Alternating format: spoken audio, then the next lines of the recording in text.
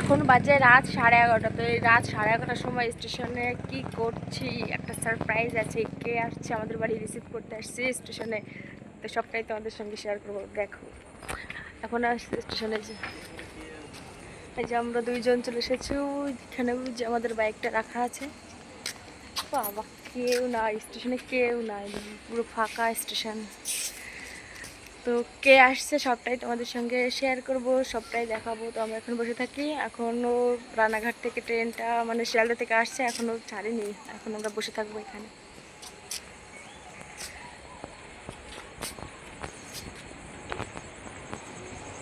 এখানে বসে ওয়েট করছি স্পেশাল মানুষের জন্য।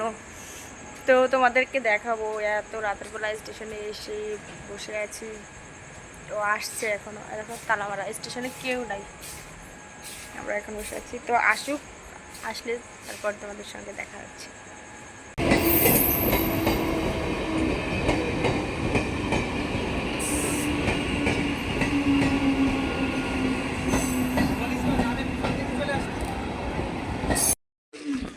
তো গাইস, তোমাদের যার কথা বলেছি, এই যে সে স্পেশাল মানুষ। এদিক টাকা একটু, না না এমনি ব্লগ।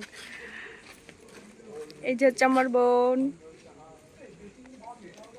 এখন আমরা যাচ্ছি বাড়ি, এখন 12টা বেজে গেছে। চলো বাড়ি যাই এবার, তারপরে তোমাদের সঙ্গে কথা হচ্ছে। এখন চলে এসেছি বাড়ি, এখন বাজে রাত 12:30। চলো এবার সবাইকে টাটা গুড বাই বলে এখন আমরা শুয়ে পড়ি। আমরা এখন ঘুম থেকে উঠে ব্রাশ করছি। এক এক করে আজকে কী কাজ করি কিনা করে সবটাই তোমাদের সঙ্গে শেয়ার করবো।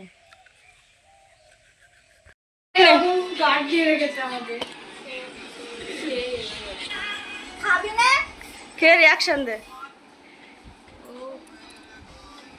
কেমন হয়েছে?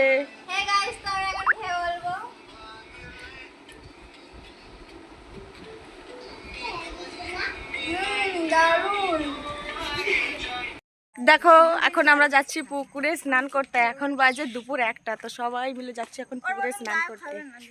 সবাই হাই করে দাও, এই হাই কর।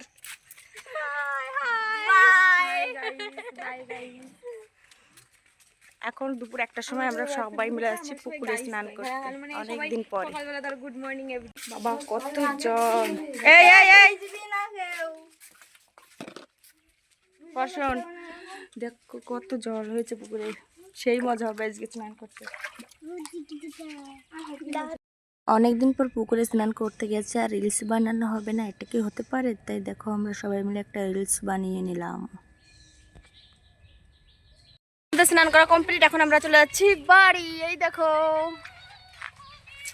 চলো এক এক করে সমস্ত কন্টিনিউ দেখতে থাকো, দেখতে পাবে আমরা কি করছি কি না করছি। চলো বাড়ি যাও যাক। তো বন্ধুরা, এখন হচ্ছে আমার মাথায় যে জট মানে এই চুলটা করেছিলাম, জট বলছি, এই দেখো এটা খোলা হবে। খুলে রেজাল্ট কি হয় তোমাদের দেখাবো। মানে যেটার জন্য এটা করেছি সেটা ফুলফিল সাকসেস পাই কিনা আমি সেটা তোমাদের দেখাবো। তো চলো এটা আমি এখন খুলবো, তো ফাইনাল রেজাল্ট কি হচ্ছে দেখতে থাকো। তো দেখো ফাইনাল রেজাল্ট এই যে এরকম হয়েছে। মানে ভালো হয়নি, মানে যেরকমটা চেয়েছিলাম, স্নান করে আসলাম না, এদিক থেকে ভিজে গেছে সেজন্য। আর এই যে এরকম যেরকমটা করতে চেয়েছিলাম সেরকম হয়নি। ও বাবা, এদিকে আবার থেকে গেছে দুটো, এই যে এই দুটো আবার থেকে গেছে, দুটো খুলতে হবে। তো দেখো এই যে এরকমই হয়েছে, সেরকম যেরকমটা আশা করেছিলাম তার কিচ্ছুই হয়নি। কি করবো,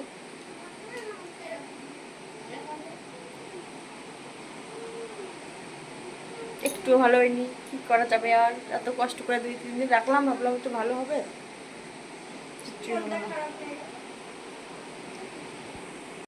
এখন আমরা খাচ্ছি কদবেল মাখা আমাদের মোড়ের মাথায়। চামচ, এত চামচ দাও।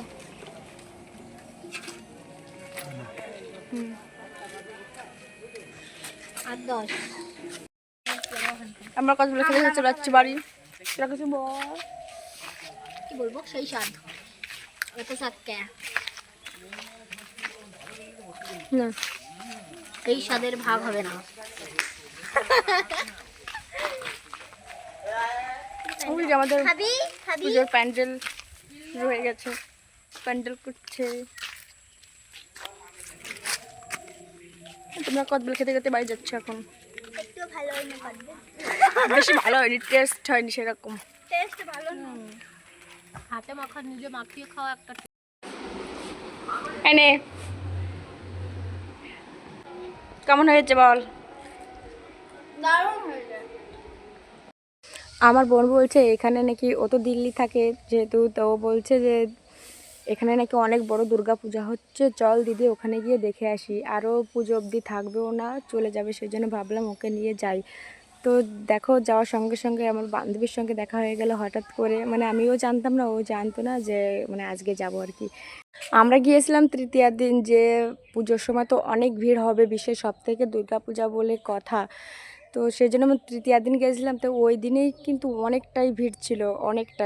পুজোর ভিতরেও আমরা যাবো, তার আগেও একটু দেখে আসলাম, তার ঠাকুর কিন্তু এখনও পুরোপুরি কমপ্লিট হয়নি।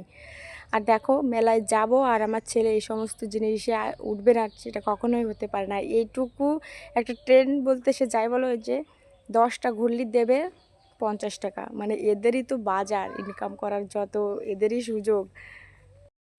তো আমাদের ঠাকুর দেখা কমপ্লিট, মেলা ঘোরা কমপ্লিট হয়ে গেছে। তারপরে আমাদের পেট পুজো করতে হবে এখন, তার জন্য চলে আসলাম মোমোর দোকানে। 2 প্লেট মোমো অর্ডার করে দিলাম আমার জন্য আর আমার বোনের জন্য। এখানে দেখো 5টা মোমো, এর দাম নাকি 50 টাকা। মানে এরা পাবলিকের কাছ থেকে কীভাবে যে টাকাটা লুটে পুটে খাবে সেই রকম।